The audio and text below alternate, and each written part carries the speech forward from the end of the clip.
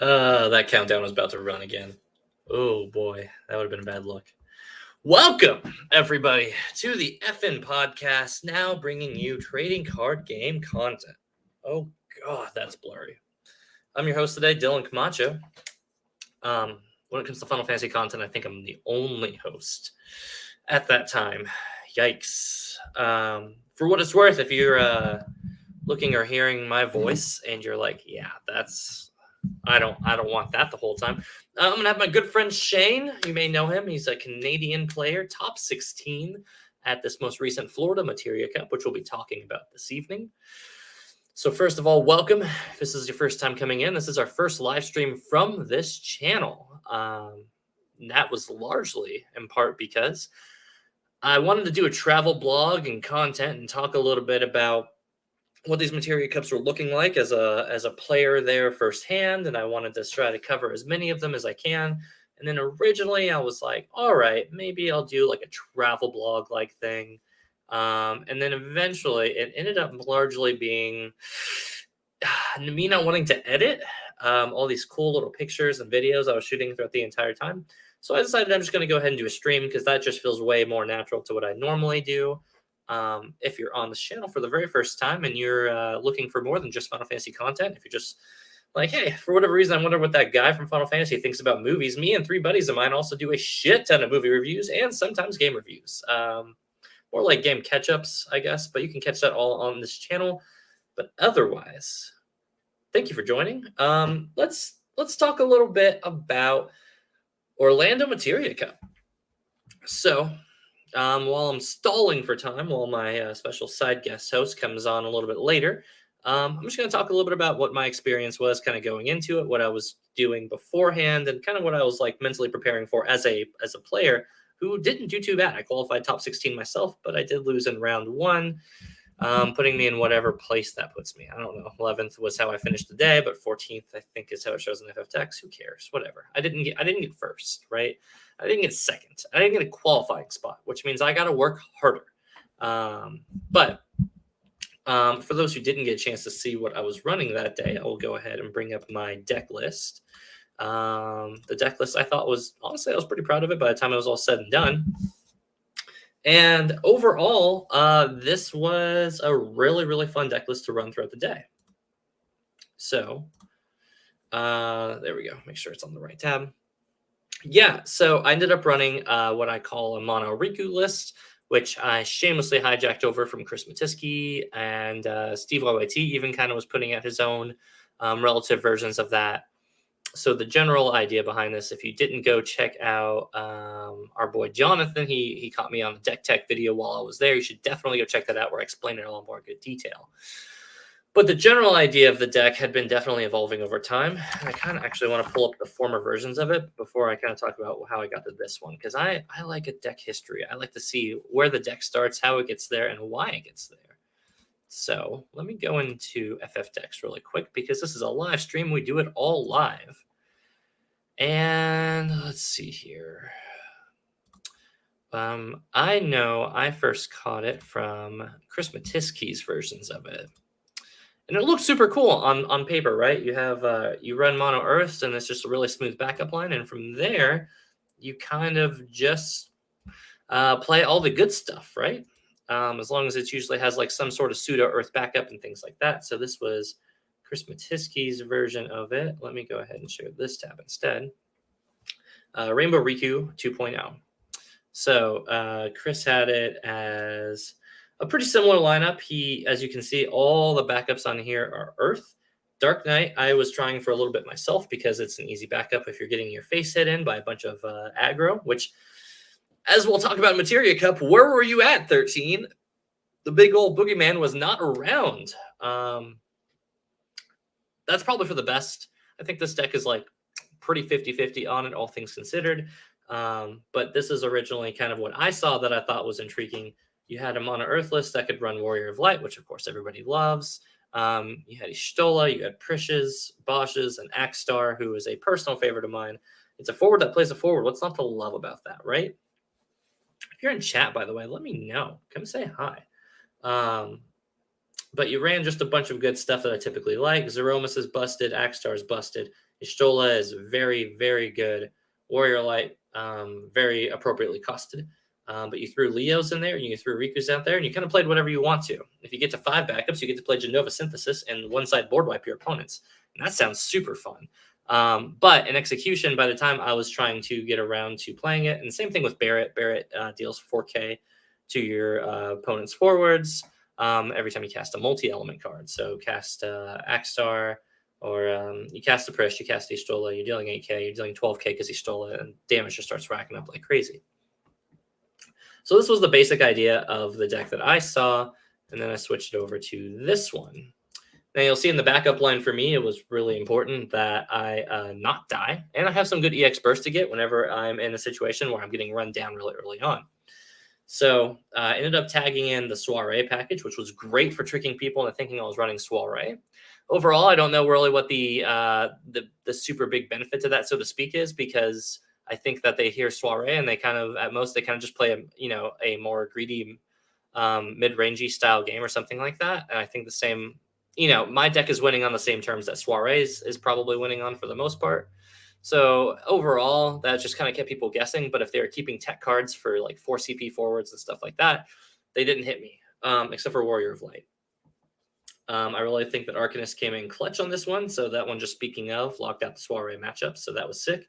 Elvis was fun. All these ones are good. And you just were able to run 2 ofs of most of these because Riku and Billy Bob just recycled all of them from your break zone. Very, very cool deck, right? So my experience at Orlando Materia Cup, I'll kind of go ahead and just run through what my matchups were, because I thought it was very, very interesting going in, trying to predict what decks I'd be running into while I was there. And I think, like a lot of good players who had like a little bit of insight into the meta ahead of time, we saw that aggro decks were good, we saw that mid-range decks were good, and we saw that control decks were still good. Now, this is interesting because I think aggro, when it's very, very good, presents this rock, paper, scissors in a really healthy way for the meta. It means that control doesn't get so greedy that they can just be very lax, very laid back. They can survive into turn 3 pretty casually by playing a bunch of backups, and then things like mono, wind, or storm just sweep from there. Aggro keeping that in check means that everything kind of falls more towards mid-range by the time it's said and done, because mid-range is ideally going to be what you're going to be using to win matches against aggro. So something like an Ice Lightning or a Soiree, as people who were there knew, they ran into a lot of that because it was a very strong mid-range archetype. And a lot of what I was hoping to do, especially on the Soiree matchup, was just to outgreed them effectively with this deck list. That's eventually why I ended up landing on that after staring at 5 different decks the night before, because you can just never know. Let me know in the comments below if you're one of these anxious gamers who couldn't figure out what their deck was until the night of.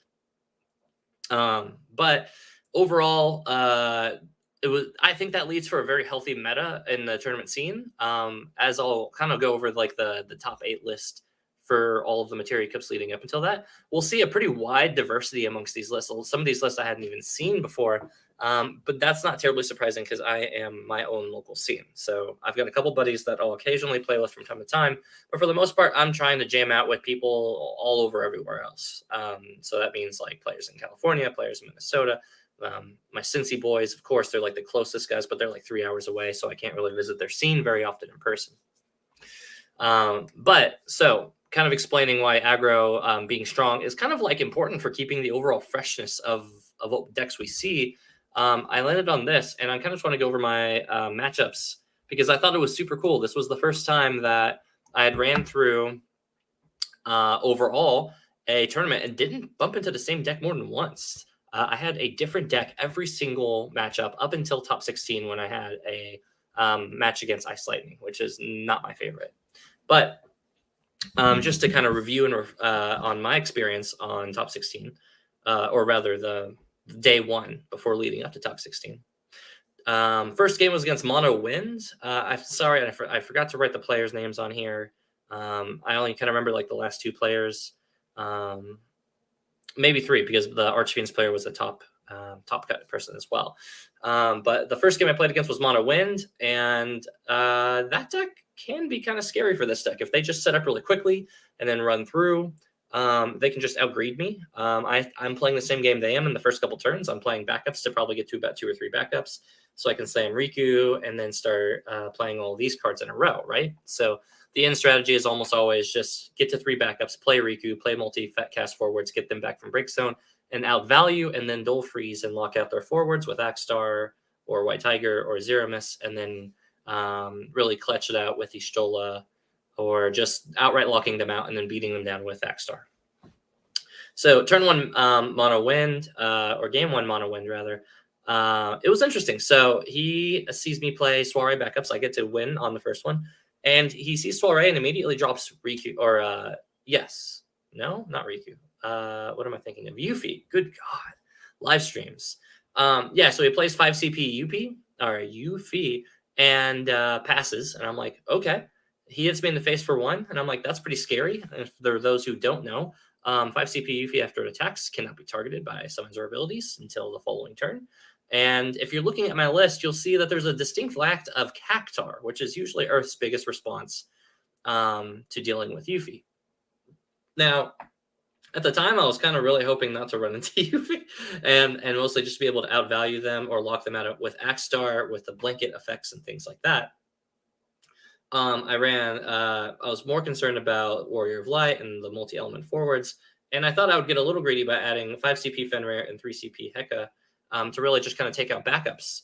So 5 CP Yuffie was not exactly on my high priority list of things to target. You can't focus on win on everything. And I won't lie, that Yuffie, just that single card every turn, almost killed me. This easily could have just been a loss, and it just would have been one card loss, which is like, not to discourage people from thinking this deck is bagged if it just loses to 1 card, but Yuffie is a 1 card thing that can kill a lot of decks, so I don't feel too bad about it. It pushed me to 5 damage though before I was really able to take care of it and draw into my answers. During that whole time, I was drawing in the backup, so I finally get Arcanist up, and once I got the color line all fixed, then I was able to call 5 to not attack, so he didn't get to get his Yuffie protection ability. And then from there, I think I was able to kill it with a late game Axstar. So I was able to deal damage, smash it with like 9, maybe even 12,000 damage, and from there it was just kind of coasting into wins. But mono wins, that could have been a really scary one, but he just overpitched into Yuffie as soon as he saw Soiree. And then he never really got a backup. So by the time he was starting to get 1 backup up, he pitched early, which, not exactly what you want to do with wind, but I get it. If you're thinking that you're going to get killed in 2 turns, you play Yuffie. So that's the one game I think very early on actually probably did me a favor on playing the Soiree backups and having him guess wrong. My second game for the day was actually against Soiree, and I didn't have a whole lot of distinct notes written down about it. I just said that I kind of just got Arcanist on board, Axstarred him, and beat him. So I think we both played very polite game of getting backups on board. He started to play stuff. And it was just mainly in the 4 CP thing category of forwards. I Arcanist him, brick walled him, and then from there I just went Axstar into, I'm pretty sure it was White Tiger Lassie, just locked down all the forwards, locked down the backup, and then the turn before he had played Thornton, and then I'd play 3 CP Heka in response because that's how they get Warrior of Light out. And then he could not get Warrior of Light out, and I know I saw him pitching it after that. So that was a good moral ground, a high ground victory for me. Yeah, it just kind of felt like the deck did everything it wanted to. This is really I guess to a degree, a farming Soiree deck, as long as it doesn't have some specific niche cards. I know some people run a build more with Cecil. Some of them run a build more with Maria, and Maria, I think, probably does a really good job of getting over and making their forwards bigger so that Heka doesn't wipe them out. Makes sense. This person was not running that, and I broke his backups every time. Even if he was running Maria, I wanted to run Heka to make sure that Hekanshir breaks his Maria so that my 5 CP Heka was going to break his board. Worked out pretty well overall with that. Game 3 was actually against Ice Lightning, and I clutched it out on that one. I think that that one was tricky because I had to play very carefully not to get Sephiroth into these things. It wasn't a very strong discardy one like I played in top 16. So I mostly just got to play backups. He played backups, and we were kind of just like, well, one of us has to make the move eventually.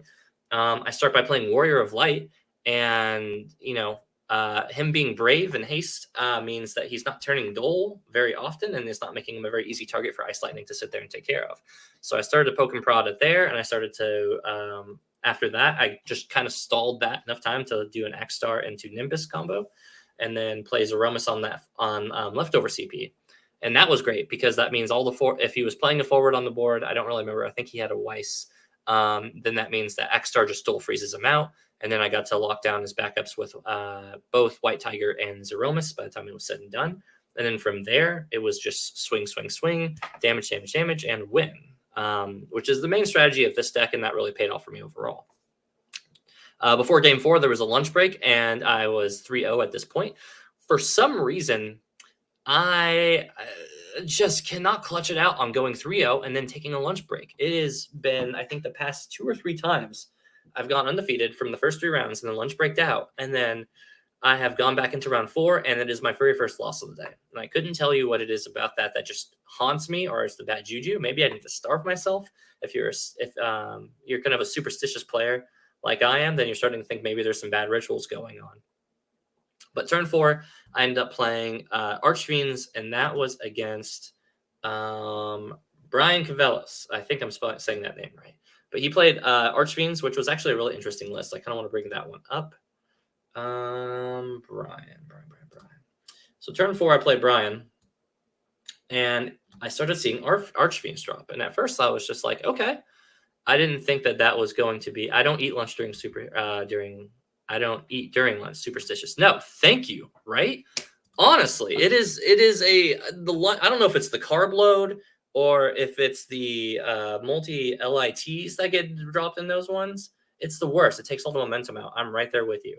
I really wish we could just jam 7 straight and my blood sugar can drop by by game 7, and I'd rather just be tapped by 7 than energized and losing in these next 2 matches. X2 has been my curse recently, and I hate that. But Brian's deck was super interesting. I think he was the only one that was really successfully running Archfiends as far as I saw in Florida. And this list, I kind of caught some marketing from Steve T at the YYT. He did a deck tech that showed a lot of this list. This one didn't run as many. This one has many more techs and some ES bursts that I thought were super cool. By the way, Meta Potion, how are we doing today? Is that Oki on there, or I never know who's running that account? But glad to see you in chat, by the way. But yeah, so Brian plays this deck. I had a really slow opening, and he just started dumping forwards, as this deck does. Kind of one of the big curses against my deck was the 9C piece, Rublicante. Dude, this thing is so big. Why? Dude, it was just... Yeah, literally, he has that Arthur fist meme going on in this one, and that was exactly what was going on in that match.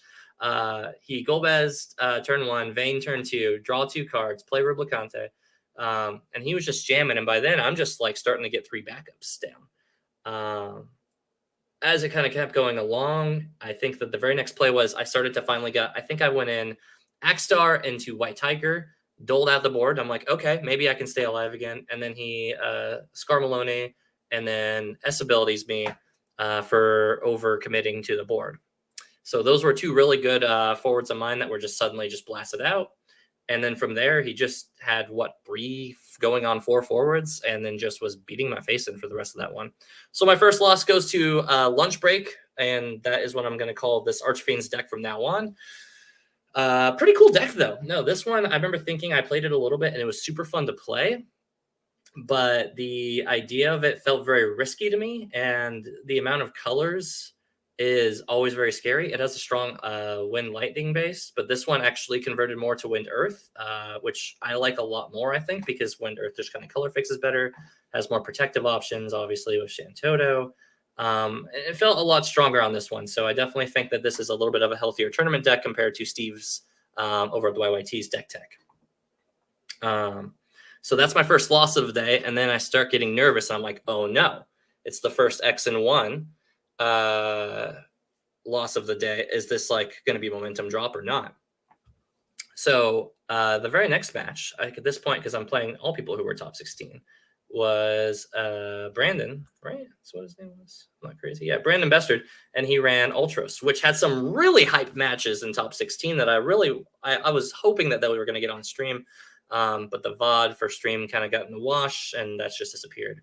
But I heard that this one against Sam Prime with Suarez was like a really to-watch match. I didn't have the worst time with this deck. He saw Soiree backups, was immediately like, oh, Soiree. And I was just like, yes, Soiree. And I don't know if that really changes his game plan, so to speak. It seems like this deck is going to run straight forward through the Ultros plan no matter what. And I just didn't read the cards, as I think as some people do with the Ultros ones. I kind of remember that they loosely go into the deck and then they spawn a new one. And then sometimes some things happen when you do that. This was the Ultros that I remember reading very thoroughly and being like, okay, cool, that one drops, and then my forwards are going to get wiped out. I'll just really bank on going really wide on one turn and then kind of pushing through the very next one, which was kind of my overall strategy for a lot of the day, was just to save up for one big bulk turn where I could plop Riku down into a Billy Bob, into an X-Star, into something else, Dole Freeze out there forward or backups, and then just kind of swing for lethal on the very next turn. That ended up working out really well. He started pecking away at my forwards early on with Lightning, so I just held back and just didn't play much of anything. This deck doesn't run so fast that it can just kill me if I just take my time to slow build up. So I kind of just played it like a mono win player a little bit and just said, okay, I'm just going to build up all my backups and then just hold it down like this. In the meantime, he's just ultra-sing nothing for values by the time I'm actually trying to interact with the board. And overall, he didn't get as lucky with his Ultros gambles, and I think that just ended up costing him. I remember that he went this Ultros into the big Ultros, and with no Ultros in the break zone, it just did 2K to the board or something like that. Yeah. And by then, I had just Dole Freezed everybody out and then just slipped in for the win. So that worked out really good for it, but this deck did very, very well, and I'm stoked to see it because Ultros, I think, is a super fun card.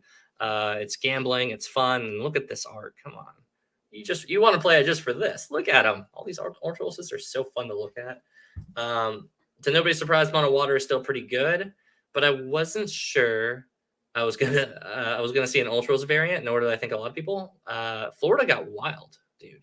Florida got real wild with the variations of like the mainstream decks that they were playing.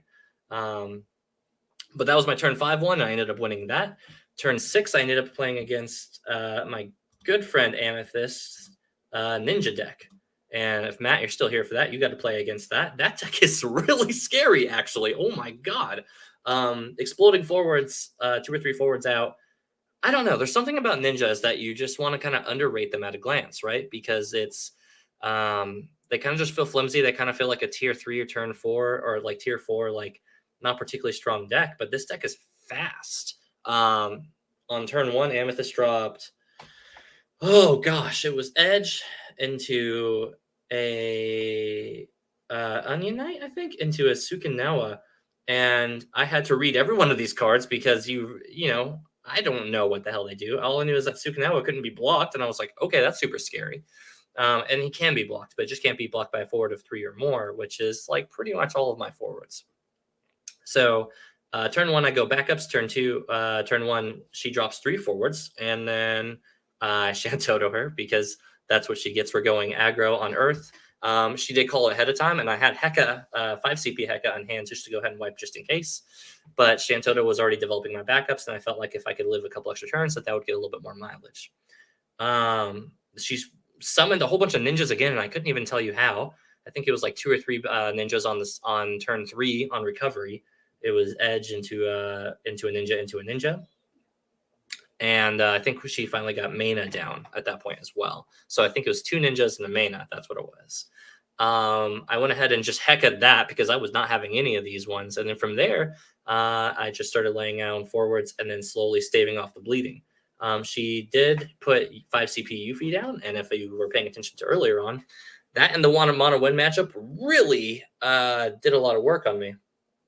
I think at that point, though, I had started getting damage in, and I had Amethyst down to about 5 or 6 damage before 5 CP Yuffie actually ends up getting on the board. And she just really struggled with being able to attack and get that down because at the time I had Arcanist also coming in clutch saying no Yuffie attacks. So I remember finishing the round by hitting an Ashtola off the top of the deck and taking damage, and then going right past everybody and dealing lethal. So I think that was a really good game for Amethyst and me. She had me terrified. I think this was the most scared I've been the entire day. So people sleeping on ninjas, you're gonna find out if you're not paying attention. The last game was against Kyle Peters' Magissa deck.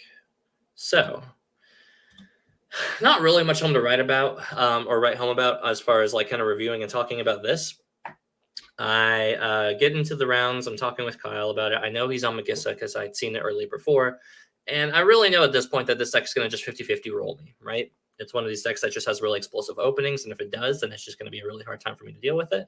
Maybe I'm able to Heka if I get 2 or 3 backups off on turn 1 and then 5 CP Heka into turn 2, clear his board, and then maybe I start to recover. That was my game plan.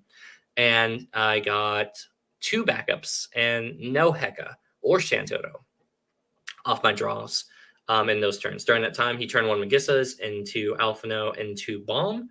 And then on my turn, he tags in he turns in Yuzuki, which immediately makes any of my Hekas that I'm about to draw pretty useless. So now I'm pretty much only having to get an out on Shantoto.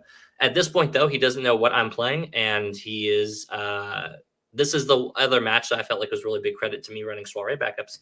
He was really nervous to attack into my stuff. At this point, I'm being very careful not to pitch my my Rikus or my Leos or some of the multi-element cards because I don't want him to get the idea that I'm playing something that's not like a standard Soiree list. And he has lethal on board by like turn 2 or 3. And he stares at his cards for a good while, figuring out if he was going to end up swinging for lethal. Lethal's on board, but I think he's just being, again, a smart and cautious player. And if he thinks I'm running Soiree, he knows that there's a lot of EX bursts waiting to really mess that up, and that could just easily swing the game back in my favor. What I know is that I'm not running a bunch of EX bursts, and it's not a standard Soiree list, and I am very dead unless he talks himself out of it. And it came this close to him not swinging all the way into lethal. It went on for a little bit. It was actually one of the first times I thought about having to just be like, Kyle, I'm going to have to call like judge on time if we're like, you're sitting on this turn. Because I remember thinking it was several minutes of debating back and forth on if he was going to swing. And then he eventually commits to swinging. He gets to like 3 damage to 4 damage, 4 damage to 5 damage, 5 to 6. I think at 6, he's not seeing any bursts. And I was just like, bro, quit, a little bit for me at this point. I'm like, okay, I'm going X and 2. I've kind of accepted it at this point. I'm just like, think less, By the time he's on the 6 point of damage, he already knows, okay, I just win. And then he swung in for lethal. Not much to say about that game. His plan went off. My plan did not.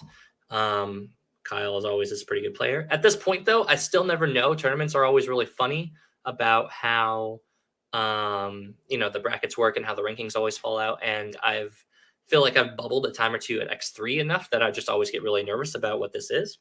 Kelly Thatcher, another good local California player, was reassuring me that I was in the top 3 table and I had lost, but I had lost to Kyle Peters, who had just won and had a really good record break on that. And I don't know why I didn't think that part all the way through because I was pretty nervous. I was just not going to make top 16 at that point. And Kelly was just like, you're being an idiot. Of course you're in top 16. And I was just like, okay, sure. That makes sense.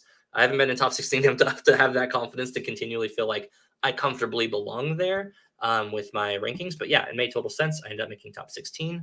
Fuck yeah. So anyway, that was my whole day 1. The day 2 talk is going to be going pretty quick because I just lose. The night before, though, whatever this username. Hey, Dylan. Hello. How are we doing this evening? Thank you for joining the stream. I've just got done ranting about my day 1 experience on Materia Cup, and I ended up going 5-2. So tune in, and you're sitting here and going to talk about the rest of the day, kind of how the tournament was overall, and then I'm going to talk a little bit of competitive meta talk because I think it's a super interesting thing. So if that sounds interesting, hang out, get a beer, enjoy yourself. If you don't drink, get a nice cup of water because Hydro homies keep you well hydrated. Anyways, it's Xavier. Oh, hey, Xavier. How's it going, my dude? Yeah, dude, I was actually going to post some videos or some pictures from the Airbnb where it was us all hanging out and do that. I'll probably do that in a little bit later in. Yeah, so in your case, just grab yourself a good water. Stay hydrated, my dude. or grab some of what was the drink that we had at the Korean barbecue?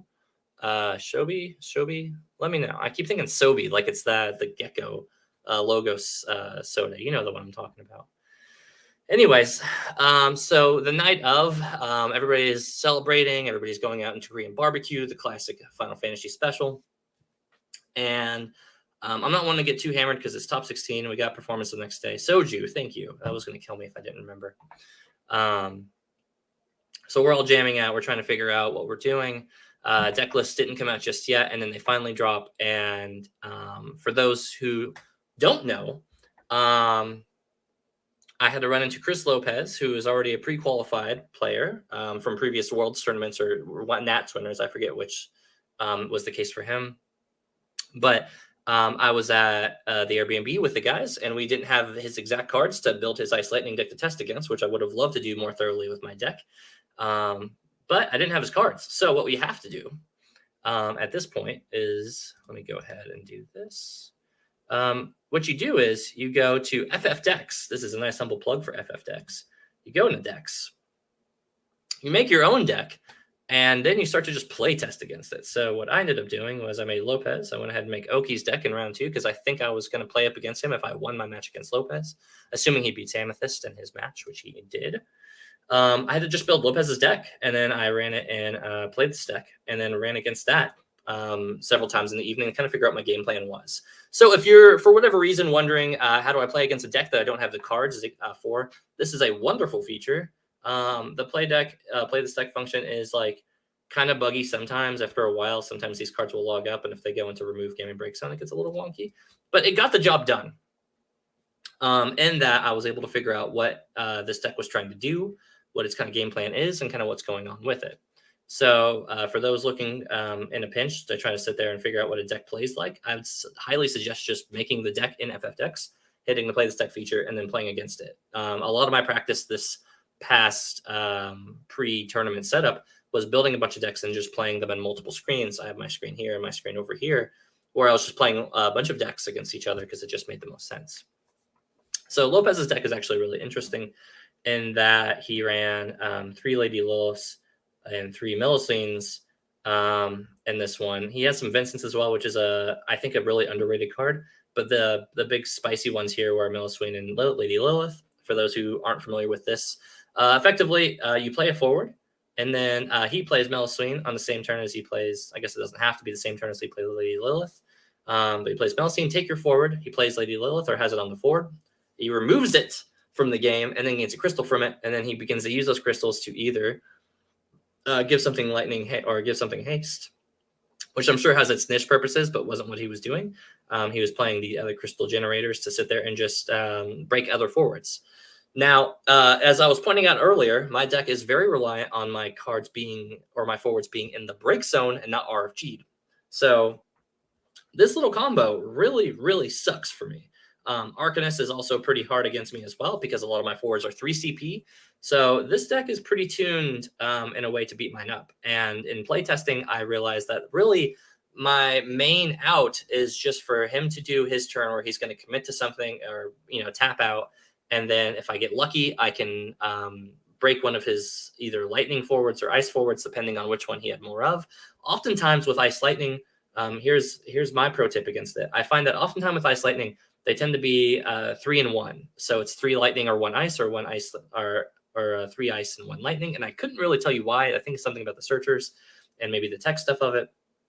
But the lightning cards in this deck typically get to be played as 1 as searchers, and then they're not really worrying about it. They're just playing out the ice cards. So I was using my 3 CP Heka Summon to just often just break their either Nero, just to kind of make Weiss be a very dead card in the match, or to break out their Restrictor or Reeves or whatever their lightning card of choice is, and they would be kind of locked out of their dual combo cards unless they're pitching from hand. And that just let me get more value over turn. So that was initially my game plan. Turn 1, or rather game 1 in our 2-game series in Top Cut. He's there. He is very, very sick. And I remember thinking I felt really bad for him. He was just like, he said the night before he was hallucinating that he was like melting through the bed and stuff like that. And I'm a little bit like, brother, why are you here? Like, I get it. Like, card games are life, but also I'm not trying to get sick. But some people commend the effort and energy put into it, and he still continued to want it. And I get it. You want to get your deck, your day one passes, and you want to win these tournaments. But that's neither here nor there. He was wearing a mask at least, so at least he's being respectful about that aspect. But yeah, he was like him winning. Spoiler, our games really felt like more of a curse for him because he had to play more, and he's just like dying playing this game against other people. But he had a really fun built deck. The 2 Ixions I thought was a little bit reassuring in my matchup because when I'm running a bunch of 3 CPs, I don't want to get wiped by that. But otherwise, turn 1, I just can't clutch it out. It ends up being a big back and forth deck, a game where he's sitting here and he goes back up, back up, back up. I go back up, back up, back up. He has a very reactive deck, and I know that. But at the same time, I can't.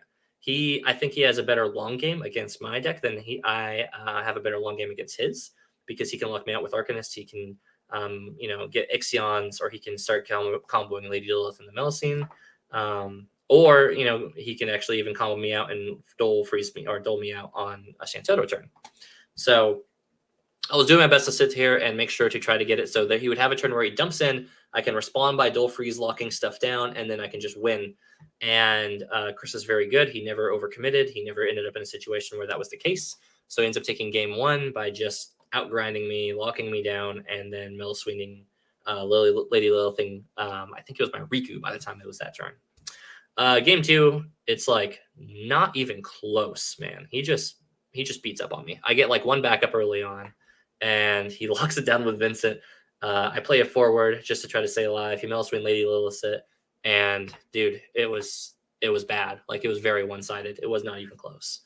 Ready Check Radio says, Dylan, you're the man. Was so glad or good to see you at the Cup. Mike, oh man, what a pleasure, dude. It was so fun to see you, everybody, and get the chance to play with as many people as I could. This is actually a good transition, as you pointed out, Mike, is that now I can get the transition away from top 16, because top 16 now exists without me at this point. I lose my first match on that one, which sucks because I know that takes me out of my qualifying spots. That takes me out of winning the whole thing. But top 16 performance, I had a really strong performance in a stack tournament. So I don't feel as terrible, and it makes a big difference. Anybody who goes to these things, yes, to your point, felt so good to be there again. Talk about like 95% of the reason I was able to shake the salt off, right? Make top 16. I lose my very first match of top 16, 0-2, which just feels bad, right? You feel like you just go on a run. You make a deck that you feel like is like super off the cuff, creative and fun, and tweak it in a way that you just feel really comfortable with. For those who didn't know, again, if you're just tuning in, this was the deck that I was using. Yeah, you run the Soiree packups, and you just think they're just going to run Soiree, and then you get Rico'd and then Leo'd. And I remember every time I played Leo the entire day, everybody was just like, Leo. And they had to rate the card, and they were like, huh, it's pretty good. And I'm like, yeah, Opus 6. It's a legend, baby. No, but a big reason why the day, why at least taking the L, it sucked. It still sucks. Nobody likes to lose. Nobody especially likes to lose when you're making top 16. But I take my salt walk, if you will. You got to walk off the salt. Got to talk to some people. You get to say, hey, let's play some more games. And I'm like, okay, you're right. Shake it off. Let's just start playing games, playing casuals, hanging out, doing the second pre-constructed tournament, stuff like that. It just makes the whole difference, man. It just keeps the whole feeling so much more alive. I think that overall, talking about the tournament itself, outside of the actual my experience of it, what a smoothly run tournament, man. Judges, Chris and Jason and everybody were excellent. Everybody was very responsive, very quick. I don't feel like that there was really 2 minutes drama or like bad, like people saying bad calls or bad decisions were being made. And I think the only one that really occurred, I think, was a match between like Oki and Kelly, and they both let a mistake go through. But that's the worst that it gets, and it didn't overall feel like it impacted the whole tournament. And I think that says a lot about how smooth this ran. We didn't have repairs the entire day, so it's not really a Final Fantasy tournament in my opinion, because I feel like that's kind of part of the tournament culture now at this point. But dude, this was just like Final Fantasy Homecoming in a lot of ways. And it felt just solid to be able to go see everybody again. I remember thinking like this tournament was so stacked. We had everybody from the California scenes, everybody from all these other places. Notably missing were my good friends from the Cincinnati scene. They'll be at a couple later Materia Cups. If you're going to Kansas, you will catch me there, and you'll catch me with the Cincy boys on that one. I'm looking really forward to seeing the Minneapolis crew, Deshaun, Z, all of them. They're such good dudes. I really wish they could have made it out to Florida, but I know that Z had to sell his ticket because I think something came up. But otherwise, like, everybody was there, and it was just so wholesome and fun, and Korean barbecue and drinks. And maybe that's my like results really like reflecting on my tournament, because I think if you do really well in a tournament, you're going to look more favorably on it. And this was a good showing for me and a good top 16 run. But overall, I think that, yeah, it was it had a magic energy to it. It really felt like everybody was just having a good time. Everybody was cutting up, even on games where you're playing a lot of friends, and you're playing, hopefully you're playing a bunch of diverse different decks. You're not playing against a bunch of 13, which everybody thought was going to be like the main, like, bread and butter. I know Jesse Pineda, I think, was the only one who was like 3-0 with 13 by the time lunch break hit. And then from there, I think he got, like, from what I remember hearing, I think he just started getting rolled after that. But overall, no, it was great. Aggro wasn't stomping everybody. It wasn't very secular decks. You weren't seeing the same one or two decks every single time. You were seeing a lot of Ice Lightning and Soiree, but there was a wide diversity. Again, I didn't play the same thing once all day one. So I really feel like this is just a fantastic opening to the organized play season. I really can't wait for Kansas because I think that a lot of that same rules of the meta is still going to apply. I think we're still in a very balanced meta, so we have so many decks that are available to us.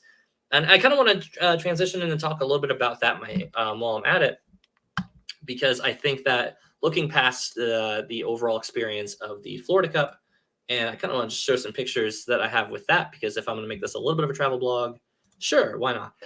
This is me in the Southwest line. I have to be in Southwest with the other plebs, and it was awful. Kidding. The flight was actually really, really fine. I got delayed an hour, but I still made it there with plenty of time. Mike says, I went 5-2 and hit 21st and was disappointed to miss Top Cut, but also walked out going, okay, we're in good shape. 5-2 to kick things off 3 years from that competition in that stacked room. Dude, that's what I'm saying, right? So I was on the lucky ends of 5-2 to make top 16, but 5-2 in that room is nothing to feel bad about. Like, that is, I'm going to go out of my way to say that this was, considering how current it is, that is probably the strongest Final Fantasy tournament that has existed to date outside of Worlds tournaments, right? Like Nats, I think even like 2019 Nats and stuff like that, sure, probably very next stacked room is probably up there in competition. But this had, like, as far as US players go, this was easily a top 3 tournament skill level wise. And everybody has had more years to play and kind of get better or worse. Yeah, it was a tough room. Dude, it was an insanely tough room. I didn't have an easy matchup. Like, I had matchups that worked well in my favor, but I never had an easy matchup the entire day. The mono win player I played in game 1 dropped Yuffie turn 1 and took me to 5 damage. And I was just like, I've got nothing for this. I'm going to lose to 1 forward, no backups. And if that's the right or wrong play is like TBD. But if you're the win player and you're beating a whole deck with just swinging Yuffie every turn and there's nothing to do about it, that's, I think, the right play, because you're 2 points off from winning. So, like, again, the entire day, even when I had good games, they were not particularly easy games off the cuff. Other travel blog a little experiences on that. Well, that's just that. Me on the flight, hooray. You can tell I'm not very good at making travel blogs, because this was just me trying to find pictures to take. And I was just like, well, I'm going to share them on stream anyway. This is me playing with David Ibarra, which is a lovely, fantastic player out of the Colorado scene. We got to hang out on Texas, and we rode I met him up at the airport, and then we drove Airbnb back to the Airbnb. We were jamming our stuff at this point. He did not have a great run with Ice Lightning. And I hate that. I hate when you are a good player running a good deck, and then you just have a shit run with it, right? Like, there are so few worse feelings than whenever you're trying to convince yourself, I am a good player. And then you go in and it's like X3, X4, and you're just like, I'm actually bad. I actually deserve to be in the dumpsters.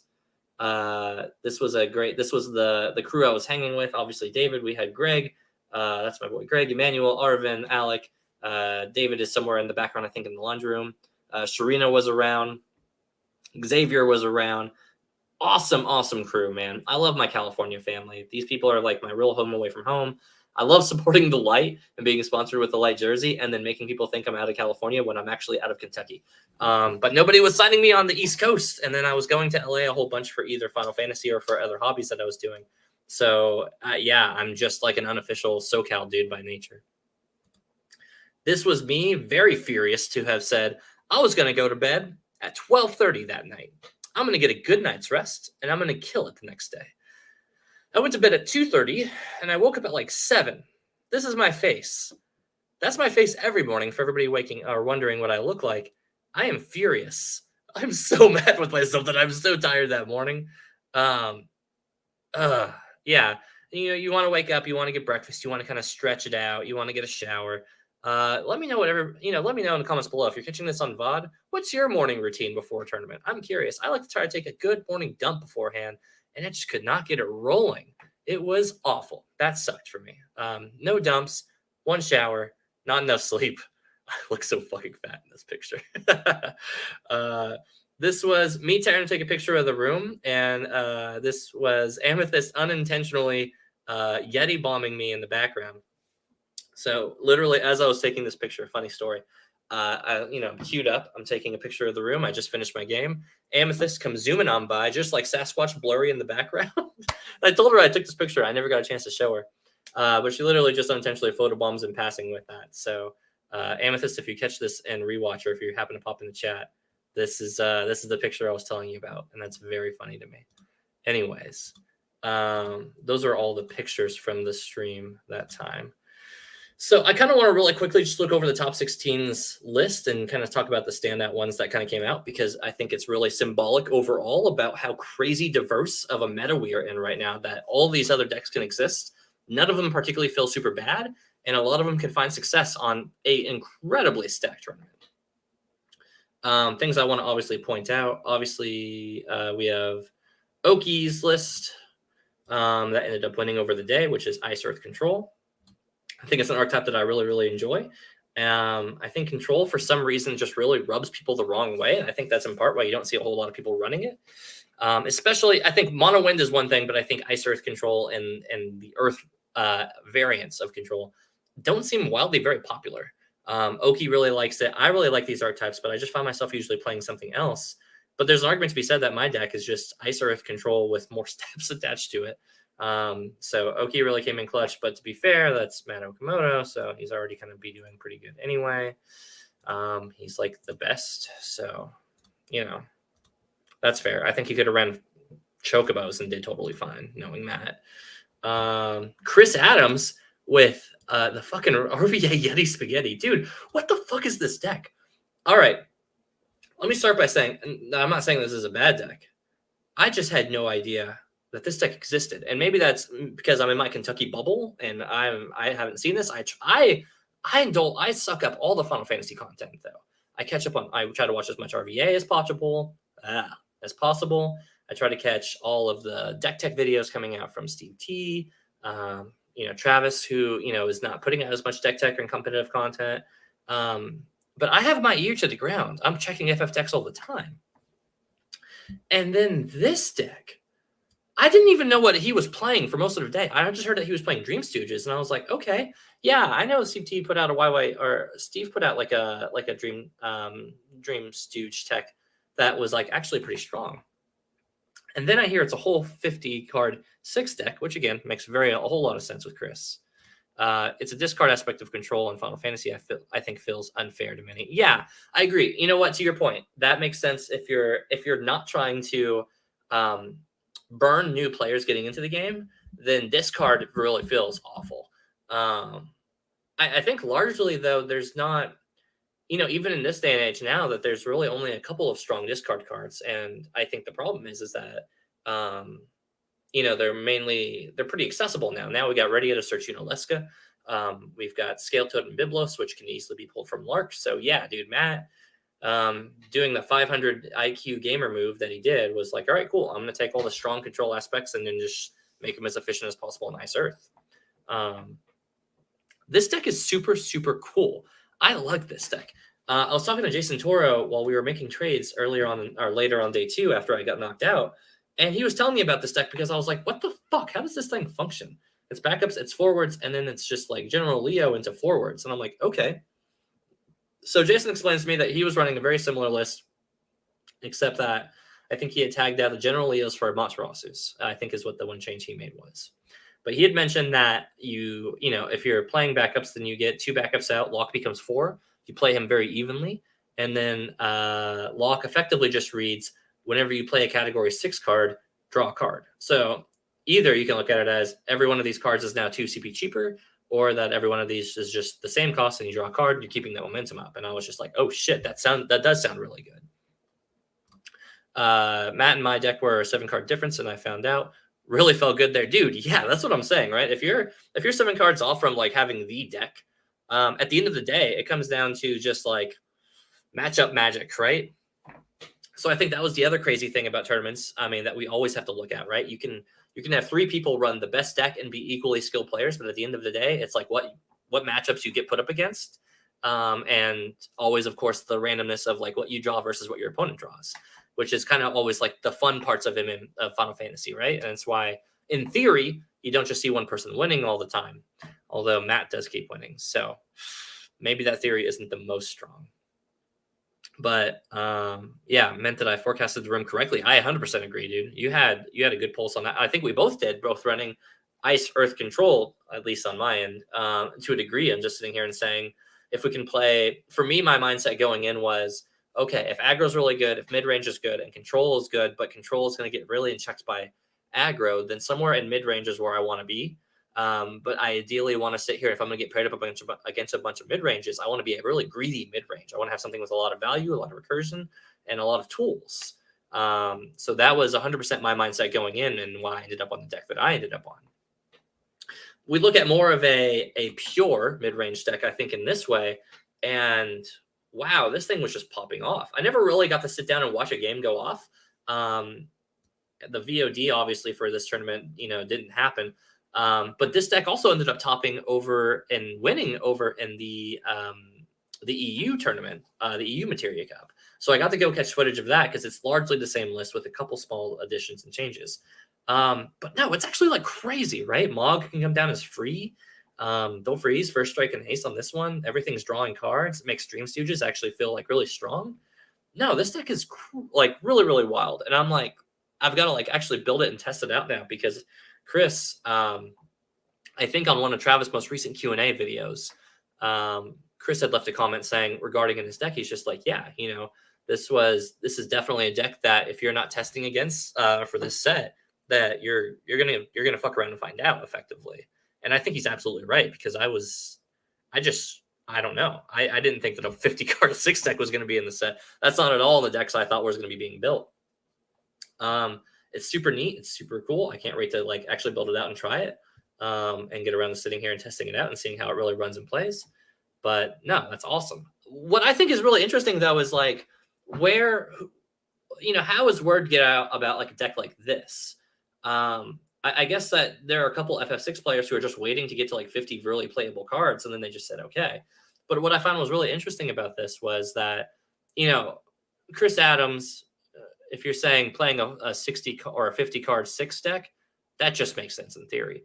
But I didn't think that was going to be like a wildly popular deck or a deck that caught on elsewhere. But meanwhile, here over in the EU, and here it is, Felix Bergman also on this deck. So, for me, I'm wondering is Chris testing with Felix Bergman? Like, how does word get out about this deck for people to sit there and try it, play it, realize how good it is, and play it out? I'm always intrigued by like how information is passed amongst players, especially in certain areas. In certain areas, it makes sense. If you're locals and you're playing with your playtest crew, then sure, sometimes it gets out and it gets out into a scene, and that's why you see a bunch of people playing it.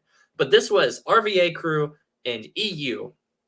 And I want to know what the connection is there. So if Chris pops into this chat, or anybody of the RVA crew who has that answer, or anybody in the EU crews has the answer to how these two decks transcend the waters, let me know. I'm very curious about that. But aside from that, let's get back into the Florida ones. Sorry, I lost that real quick. Yeah, Florida decks. We had Ice Lightning showing strong. We had Soiree. I already showed Chris Lopez's deck before. I'm mad at it because it beat me, so I'm not going to sit there and show it again. Ryan Chen also running the same list as Oki with the Ice Lightning control. Sam Tool was running Warriors of Light, which apparently is like getting there as a deck. Where is it? Ferris is like an exceptionally crazy card in just the mid range, blowing up your opponent's forwards. Refia obviously having removal, playing into Warrior of Light and getting the greed to have multicast. Fusuya all sounds like a really, really fun deck that sends up my alley. It sounds like it's like Soirees, but it's just Warrior of Lights. And I know that doesn't like make as much sense, but I think if you play Soirees and you're like, I'm going to play a bunch of multi-element forwards with abilities and a common sense of synergy, then it sounds very similar in its play styles. The only difference is that instead of Job Morze Soiree, it says Job Warrior Light for a lot of these. But I think the perk that this deck has is that it has a diversity of costed forwards. So you have 2 CP, 3 CP, 4 CP, even 5 CP forwards, and that means you don't get locked out by Arcanist right away. So for people who are playing against Soiree a whole bunch and feeling like you're just getting beat up to death by it, dude, just play 3 Arcanist and then play something that can respond whenever they start to get a wide board that you need to eventually get past. Something like Ishtola's or an Axstar or something that can wipe out the whole board or a board wipe, and you're good for the most part. I'm not making it sound that easy, but I know for my matches, as soon as I saw Soiree stuff and I dropped Arcanist, it was just stall all day.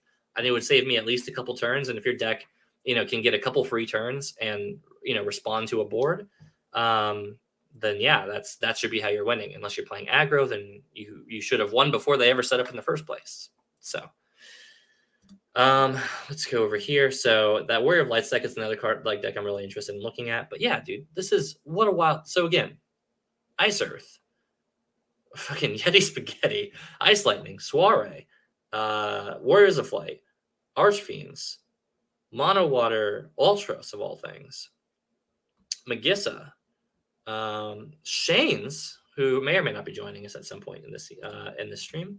Shane's deck, which for the record is super sick. I got to check this out in the Ottawa re-race back in the day when we popped up to Canada, and it is very, very wild. But if he ends up popping on, then I'll let him talk more about it.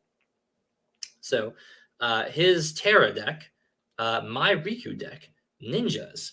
So in top 16, there's about 10 wildly diverse decks, and that is sick. That is so freaking cool as far as being able to play in a meta and not feeling like you're playing the same 1 or 2 decks. Because I think we all agree that whenever we're stuck against like what are clearly 2 strong decks, and when you're about to go to a tournament, you're either thinking, I either just play those 2 decks, or I try to find a deck that beats one of these 2 decks, or I try to find a deck that tries to beat both of these. So you're either playing the meta or you're playing the counter meta, or you're just saying, fuck it, I'm going to play some jank or stuff that I'm just comfortable with, because I think a lot of times just finding a deck that you're really comfortable with that is just good enough that maybe you can even take a game or 2 off of these meta decks is more important than trying to play a meta deck that you don't have the reps in with.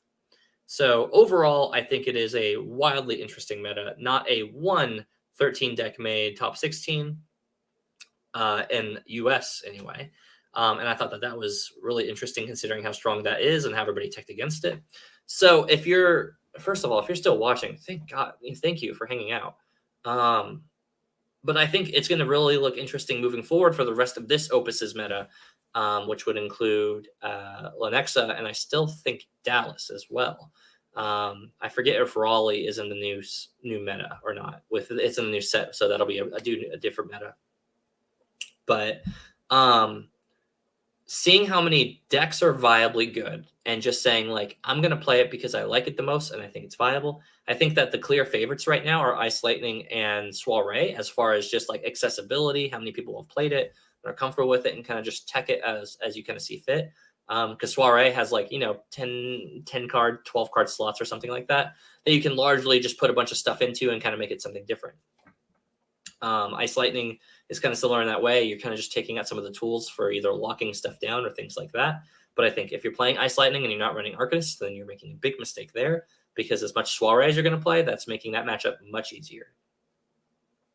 But I think it's going to be interesting overall, because before this tournament, everybody's thinking, let's tech for aggro And if you have, aggro, mid-range, control as kind of the spectrum, we're pulling much more towards aggro in our tech stuff, and we're leaving stuff being less greedy on the control end. If you're a mono wind, for instance, right? Maybe you're running 3 dryads to be blowing up forwards, whereas in a more control meta, you can get away with wanting like 2 or even 1 because you can just throw 3 Lulus out there, not do as much in a turn, and then just keep surviving. So if you're kind of like trying to meta the meta, so to speak, on what the tournament culture is going to look like, I think we're either going to, this is going to be the interesting guess, right? So the theory is that aggro didn't show up. So we're going to see less cards teched against aggro. We're going to have to see a much stronger mid-range where it seems to be a lot of these decks really sit at. And then maybe we'll start to see a lot more control decks. And I think that's where we'll start to see like your mono wins or your storms or your stuff like that. Because in this list, as you can tell, the only strong win control list really is Shane's in this list. And it's not even like, this isn't Storm. This isn't particularly anything. It's just like a Terra summon control deck that abuses some of the win stuff, right?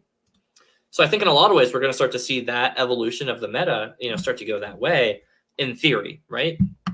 That we've kind of humbled, we've kind of humbled the aggro players. So we're going to see a bigger push towards like mid-range and greedier mid-ranges and in control decks. Or everybody switches gears, everybody starts playing 13 aggro, they get better in it, they get more reps in it, and then they just crush everybody because they started playing control all of a sudden. It's one of those two, and I kind of love that I don't know which it is. I think that in an unpredictable meta that you can take a guess and say it's either going to go this way or that way, that it's a pain in the ass to tech for and prepare for, but I think it makes for a very healthy play throughout the entire tournament. Overall, my honest opinion is just to overall play what you feel comfortable with, feel good with, and if it's, if you're more comfortable with the deck, it's going to mean much more than how good the deck is, I think, overall.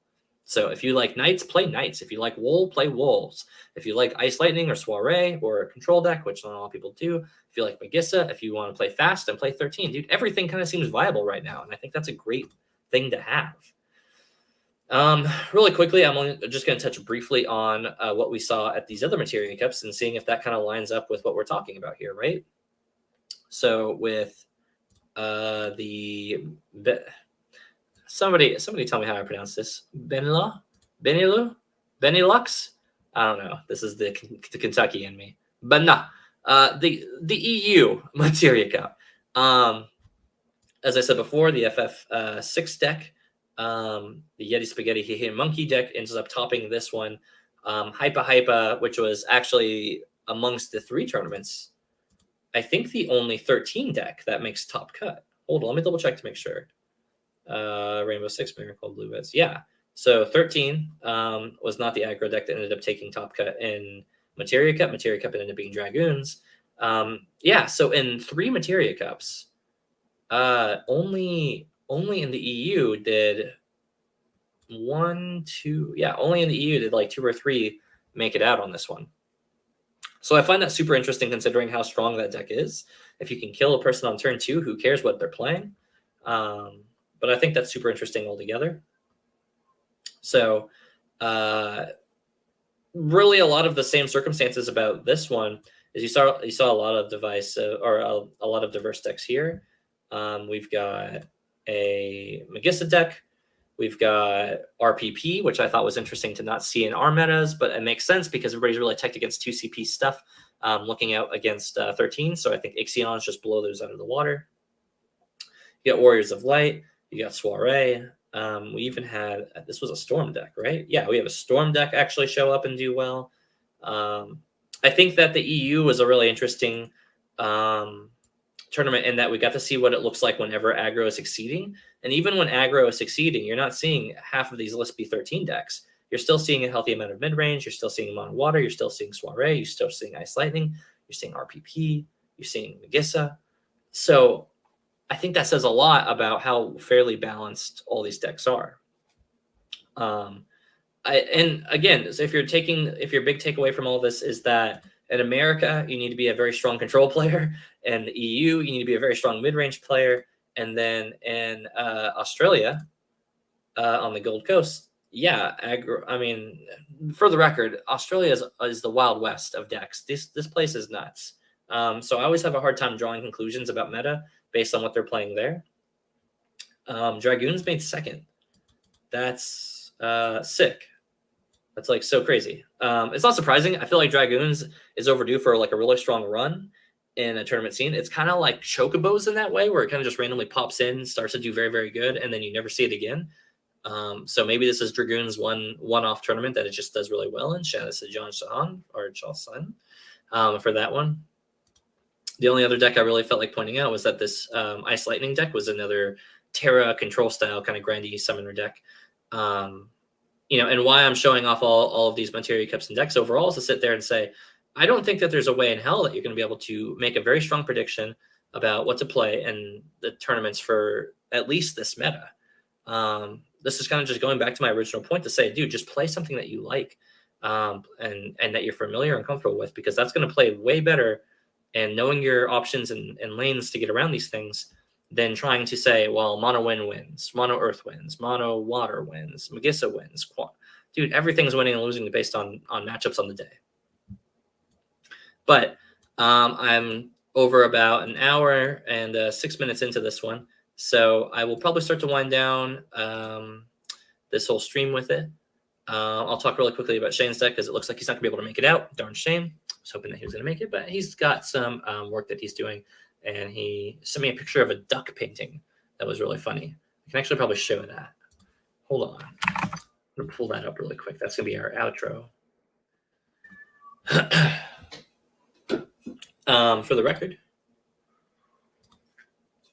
if you like this kind of content, make sure to like, subscribe, and give me the content or comments below what you thought was super cool about this, what you didn't, because I'm planning on doing this ever between Crystal Cups and things like that. I would probably do like the competitive breakdown a little bit more often if it felt like it was requested. If people are thinking like, hey, what does Dylan Camacho think about this stuff for some reason, then cool, I'm more than willing to tell you guys, because I like to geek out about this, which is why I'm doing content again in the first place. But this is Shane's deck. Shane would describe it much more eloquently than I can, but I will sit here and say he plays Terra, plays a bunch of summons, and you lose. That's a lot of dull freeze, that's a lot of control, and it's a lot of whoo boys. Closes it out with lock, and it's, I think, like a super interesting breakdown of that deck.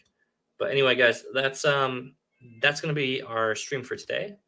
Thank everybody for tuning in. Thank everybody for popping in and saying hi. My outro is going to be this picture that Shane sent me. That's a picture of a duck. It's very handsome and it's very dapper. So give me a like for the duck. Anyway, guys, that's our stream.